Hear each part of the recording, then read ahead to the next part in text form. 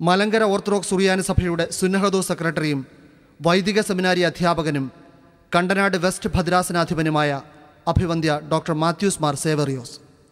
വിഷയം ക്രൈസ്തവ പ്രതീകങ്ങൾ.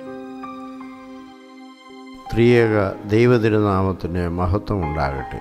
കർത്താവിനാൽ അനുഗ്രഹിക്കപ്പെട്ട പ്രിയ ശ്രോതാക്കളെ, വളരെ പ്രധാനമായ ഒരു വിഷയം നിങ്ങളുടെ മുമ്പിൽ പ്രാർത്ഥനാപൂർവം സമർപ്പിക്കുവാനായിട്ട് ആഗ്രഹിക്കുകയാണ്. ക്രിസ്തീയ സഭാ പാരമ്പര്യത്തിൽ പ്രതീകങ്ങളുടെ സ്ഥാനം എന്നതാണ് വിഷയം. നമ്മൾ അധിവസിക്കുന്നതായ ഈ ലോകം വിവിധ പ്രതീകങ്ങളുടെ സമ്മിശ്ര അലങ്കാരത്താൽ ധന്യമാണ്. നാം ദൈനംദിന ജീവിതത്തിൽ പ്രതീകങ്ങൾ സൃഷ്ടിക്കുകയും അവയെ നമ്മുടെ ആത്മീയവും ലൗകികവുമായ ജീവിത സാക്ഷാത്കാരത്തിന് ഉപയുക്തമാക്കുകയും ചെയ്യുന്നുണ്ട്. എന്താണ് പ്രതീകങ്ങൾ എന്നുള്ളത് പ്രത്യേകമായി നമ്മുടെ ശ്രദ്ധയർഹിക്കുന്ന ഒന്നാണ്. ഒരു യാഥാർത്ഥ്യത്തെ പ്രസ്പഷ്ടമാക്കുവാനായി ഉപയോഗിക്കുന്ന ഏത് മാധ്യമത്തെയും പ്രതീകം എന്ന് വിളിക്കാം. മനുഷ്യന് ഹൃദയത്തിൽ ഉരുവാകുന്ന ആശയങ്ങൾ അവന് ബോധ്യമായ സത്യങ്ങളാണ്. അതിനെ വെളിവാക്കുവാൻ ഉച്ചാരണ ഭാഷയിൽ കൂടിയും ആംഗ്യഭാഷയിൽ കൂടിയും സാധിക്കുന്നുണ്ട്. അപ്രകാരം ഉച്ചാരണ ഭാഷയും ആംഗ്യഭാഷയും ആ യാഥാർത്ഥ്യങ്ങളെ വെളിവാക്കാൻ ഉപയോഗിക്കുന്ന പ്രതീകങ്ങളാണ്. പ്രതീകങ്ങൾ കൂടാതെ ശാസ്ത്രവും മതവും കലയും സാഹിത്യവും ഒന്നും അർത്ഥപൂർണമാകുന്നില്ല. ശാസ്ത്രതത്വങ്ങളുടെ ആശയവിനിമയം നടത്തുവാൻ പ്രതീകങ്ങൾ വളരെ ആവശ്യമാണ്.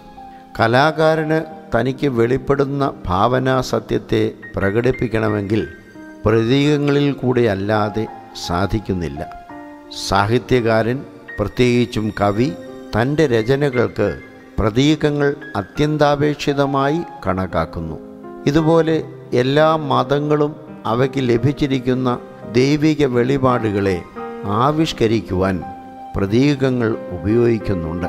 ക്രിസ്തീയ വിശ്വാസത്തെയും പ്രത്യാശയും പ്രതിഫലിപ്പിക്കുന്ന ചിത്രങ്ങൾ കർത്താവിൻ്റെയും പരിശുദ്ധാത്മാരുടെയും ആത്മീയ ലോകത്തിൻ്റെയും ഐക്കണുകൾ, ചിത്രങ്ങൾ, നമ്മുടെ ആരാധനകൾക്ക് ഉപയോഗിക്കുന്ന പള്ളി ഉപകരണ മാധ്യമങ്ങൾ, ചേഷ്ടകൾ, കർമ്മങ്ങൾ തുടങ്ങിയവയാണ് പ്രതീകങ്ങൾ എന്നതുകൊണ്ട് ഉദ്ദേശിക്കുന്നത്. പ്രതീകങ്ങൾ എങ്ങനെ ഉണ്ടായി? ക്രിസ്തീയ സഭയിൽ പ്രതീകങ്ങൾ ആദ്യമായി പ്രത്യക്ഷപ്പെടുന്നത് പ്രധാനമായും റോമിലെ ഭൂഗർഭ ശ്മശാനങ്ങളിലാണ്. കാറ്റക്കുംസ് എന്ന് വിളിക്കപ്പെടുന്നു. പീഡനങ്ങളെ ഭയന്ന് ക്രിസ്ത്യാനികൾ ഈ ഒളിവിടങ്ങളിൽ പാർക്കേണ്ടി വന്നു എന്നത് ഈ പ്രതീകങ്ങളുടെ ഉത്ഭവത്തിന് ഒന്നാമത്തെ കാരണമാണ്. വാക്കുകൾക്ക് അതീതമായ ദൈവിക രഹസ്യങ്ങളെ മനസ്സിലാക്കുവാൻ സാധാരണക്കാർ അപ്രാപ്തരാണെന്നുള്ളത് പ്രതീകങ്ങളുടെ ഉത്ഭവത്തിന് മറ്റൊരു കാരണമാണ്. യേശുവിൻ്റെ ഉപമകളും ദൃഷ്ടാന്തങ്ങളും ഇതിന് ഒരു ഉദാഹരണമാണ്. പ്രതീകങ്ങൾ മുഖാന്തരം എല്ലാ ദൈവിക രഹസ്യങ്ങളും വിശദീകരിക്കാമെന്നല്ല ഇതുകൊണ്ട് ഉദ്ദേശിക്കുന്നത്. അവയിലേക്കുള്ള ഒരു എത്തിനോട്ടമെങ്കിലും സാധിക്കാമെന്നേ ഉദ്ദേശമുള്ളൂ. എന്താണ് പ്രതീകത്തിൻ്റെ സ്വഭാവം? പ്രതീകങ്ങളുടെ അർത്ഥം മനസ്സിലാക്കാതെ വരുമ്പോൾ അവയുടെ ആവശ്യകതയെക്കുറിച്ച് ചോദ്യമുന്നയിക്കുക എന്നത് സ്വാഭാവികമാണ്. നമ്മുടെ ആരാധനയിലാണ് ഇപ്രകാരം സംശയങ്ങൾ കൂടുതലായി ഉയർന്നു വരുന്നത്. പക്ഷേ സംശയങ്ങൾ വിശ്വാസക്കുറവല്ല, പിന്നെയോ സജീവമായി വളരുന്ന വിശ്വാസത്തിൻ്റെ സൂചനയാണെന്നുള്ളതിനാൽ പ്രതീകങ്ങളെക്കുറിച്ചുള്ള സംശയങ്ങളും വിശ്വാസത്തിൻ്റെ വളർച്ചയെ കുറിക്കുന്നു.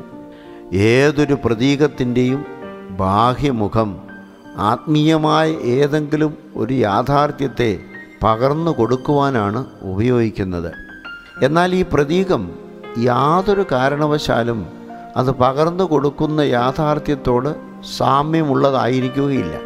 അതായത്, നമുക്ക് സമീപമില്ലാത്ത ഒരു വ്യക്തിയെക്കുറിച്ച് ഓർമ്മിക്കുവാനും ചിന്തിക്കുവാനും അയാളുടെ ഒരു ഫോട്ടോയോ എണ്ണ ഛായാചിത്രമോ ഉപയോഗിക്കുമ്പോൾ ആ വ്യക്തിക്കും ചിത്രത്തിനും തമ്മിലുള്ള സാമ്യം പോലെ ഒരു പ്രതീകവും അതിൻ്റെ യാഥാർത്ഥ്യവുമായി സാമ്യം ഉണ്ടായിരിക്കുകയില്ല.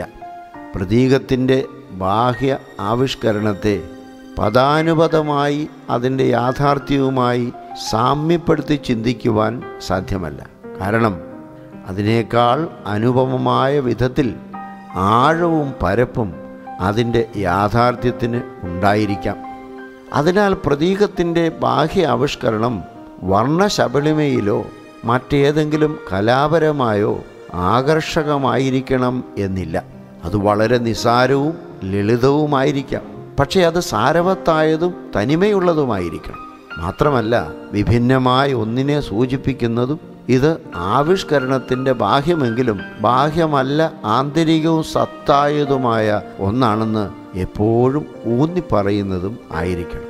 ഇപ്രകാരം പ്രതീകത്തിൻ്റെ ബാഹ്യമുഖം ആയാസരഹിതമായി മനസ്സിലാക്കാവുന്നതും സാർവത്രികവും ആയിരിക്കണം.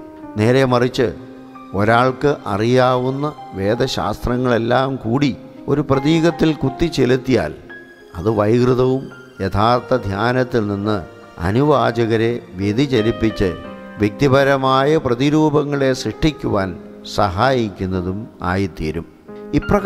പ്രതീകങ്ങൾ ഉണ്ടാക്കുന്നവരുടെ ആത്മീയ പാപ്പരത്വത്തെയാണ് സ്പഷ്ടമാക്കുന്നതെന്ന് റഷ്യൻ വേദശാസ്ത്രജ്ഞനായ ഫാദർ പവേൽ ഫ്ലോറൻസ്കി പറയുന്നുണ്ട്. ഇപ്രകാരമുള്ള പ്രതീകങ്ങൾക്ക് മനുഷ്യനെ ദൈവത്തെങ്കിലേക്ക് ഉയർത്തുവാനുള്ള ശക്തി ഉണ്ടായിരിക്കുകയില്ലെന്ന് മാത്രമല്ല, പെട്ടെന്നുള്ള മതിപ്പ് മറ്റുള്ളവരിൽ തോന്നിക്കാമെന്നേ ഉള്ളൂ. സയുക്തികതയും ഇന്ദ്രിയ സ്വാധീനവും അതിൻ്റെ കുറവുകളായിട്ടാണ് അദ്ദേഹം പരിഗണിക്കുന്നത്. റോമൻ കത്തോലിക്ക സഭയിലെ ചിത്രങ്ങൾ, പ്രതിമകൾ തുടങ്ങിയ പ്രതീകങ്ങളെ മനസ്സിൽ കണ്ടുകൊണ്ടായിരിക്കാം ഈ റഷ്യൻ വേദശാസ്ത്രജ്ഞൻ ഇപ്രകാരം അഭിപ്രായപ്പെട്ടത്. പൗരസ്ത്യ കലകളിലെ, പ്രത്യേകിച്ച് പൗരസ്ത്യ സഭയിലെ ശുഷ്കാകാര ചിത്രകലയും പാശ്ചാത്യ സഭയിലെ സ്ഥൂലാകാര ചിത്രകലയും തമ്മിലുള്ള വ്യത്യാസം ഇവിടെ വിവക്ഷിക്കുന്നുണ്ട്. പാശ്ചാത്യരുടെ പോലെ കലയുടെ സാങ്കേതിക ഭംഗി ആസ്വാദനമല്ല പ്രതീകശാസ്ത്രത്തിൽ അടങ്ങിയിരിക്കുന്ന തത്വം എന്ന പൗരസ്ത്യരുടെ ഐക്കണുകൾ യാഥാർത്ഥ്യമാക്കി തരുന്നുണ്ട്. പ്രതീകങ്ങളും ദൈവിക വെളിപാടും തമ്മിൽ ബന്ധമുണ്ടോ? പ്രതീകങ്ങളും അവയുടെ ആത്മീയ യാഥാർത്ഥ്യവും തമ്മിൽ സാമ്യമുണ്ടായിരിക്കണമെന്നില്ല എങ്കിലും ഓരോരുത്തരും അവനവൻ്റെ യുക്തിക്കനുസൃതമായ രൂപങ്ങളോ മാതൃകകളോ ഉണ്ടാക്കുന്നതെല്ലാം പ്രതീകമായിരിക്കണമെന്നില്ല. ക്രിസ്തീയ പ്രതീകങ്ങൾ ക്രിസ്തീയ വെളിപാടുകളുടെ ഫലമായി ഉണ്ടാവുന്നതാണ്. പരിശുദ്ധാത്മാവ് നടത്തുന്ന വെളിപാടുകളുടെ തുടർച്ചയിൽ വളരുന്ന സഭാ പാരമ്പര്യവുമായി അതിന് യോജിപ്പും ചേർച്ചയും ഐക്യവും ഉണ്ടായിരിക്കണം.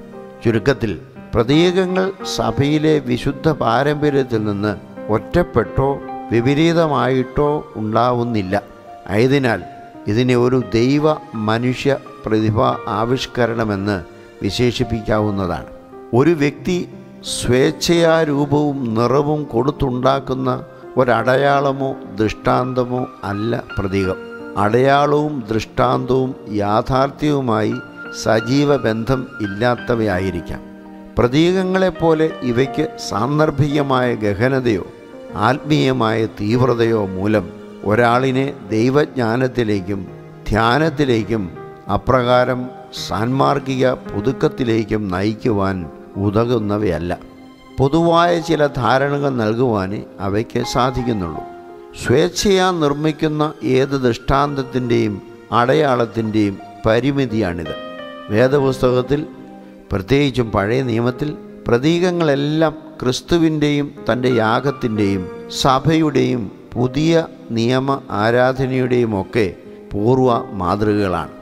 ഉൽപ്പത്തി പുസ്തകം 22-ാം അധ്യായം 13-ാം വാക്യത്തിൽ പറയുന്ന മോറിയ മലയിലെ ആട്ടുകൊറ്റനും, പുറപ്പാട് പുസ്തകം 3-ാം അധ്യായം 2-ാം വാക്യത്തിൽ പറയുന്ന എരുതിയിൽ എരിയാത്ത മുൾപ്പടർപ്പും, പുറപ്പാട് പുസ്തകം 12-ാം അധ്യായം 66-ാമത്തെ വാക്യത്തിൽ പറയുന്ന മിസ്രയീമിലെ പെസഹ കുഞ്ഞാടും, പുറപ്പാട് പുസ്തകം 40-ാം അധ്യായം 30-ാം വാക്യത്തിൽ പറയുന്ന സമാഗമന കൂടാരവും, പുറപ്പാട് പുസ്തകം 16-ാം അധ്യായം 35-ാം വാക്യത്തിൽ പറയുന്ന മരുഭൂമിയിലെ മന്നായും, സംഖ്യാപുസ്തകം 11-ാം അധ്യായം 25-ാം വാക്യത്തിൽ പറയുന്ന 70 പുരുഷന്മാരുടെ പ്രവചനവും, സംഖ്യാപുസ്തകം 21-ാം അധ്യായം 9-ാം വാക്യത്തിൽ പറയുന്ന മരുഭൂമിയിൽ ഉയർത്തിയ പിത്തള സർപ്പവും, സാക്ഷ്യകൂടാരവും നിയമപെട്ടകവും എല്ലാം പുതിയ നിയമത്തിൻ്റെ പൂർവ്വ മാതൃകകളായ പ്രതീകങ്ങളാണ്.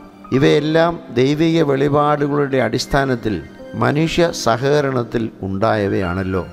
പ്രതീകങ്ങൾ എപ്രകാരം ദൈവ മനുഷ്യ പ്രതിഭ ആവിഷ്കരണമാണെന്നും യാഥാർത്ഥ്യവുമായി എങ്ങനെ സജീവ ബന്ധം പുലർത്തുന്നുവെന്നും മനുഷ്യൻ്റെ ആത്മീയ ഉന്നമനത്തിൽ എങ്ങനെ സഹായമായി തീരുമെന്നും ഈ ഉദാഹരണങ്ങൾ വ്യക്തമാക്കുന്നു.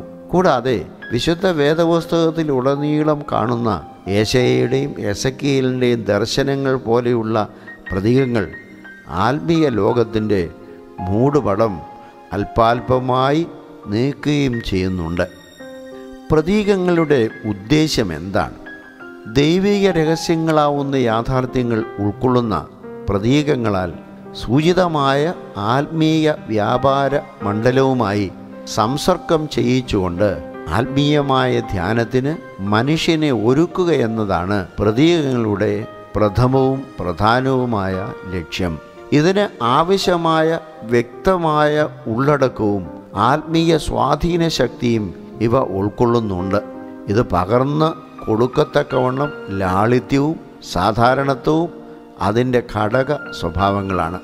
ലിംഗവചന വ്യത്യാസമില്ലാത്ത ദൈവ ആളത്വങ്ങളെ വിശദമാക്കുവാൻ മാനുഷിക പ്രതീകങ്ങളായ ഏകത്വം, തൃത്വം, പിതാവ്, പുത്രൻ, പരിശുദ്ധാത്മാവ് എന്നീ സാധാരണ പദങ്ങൾ ഉപയോഗിക്കുന്നു.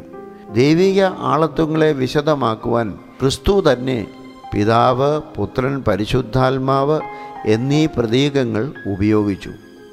എണ്ണത്തിന് അതീതനായ ദൈവത്തെ ഏകൻ എന്നും തൃത്വമെന്നും ത്രിയേകനെന്നും സഭാപിതാക്കന്മാർ വിശേഷിപ്പിച്ചു.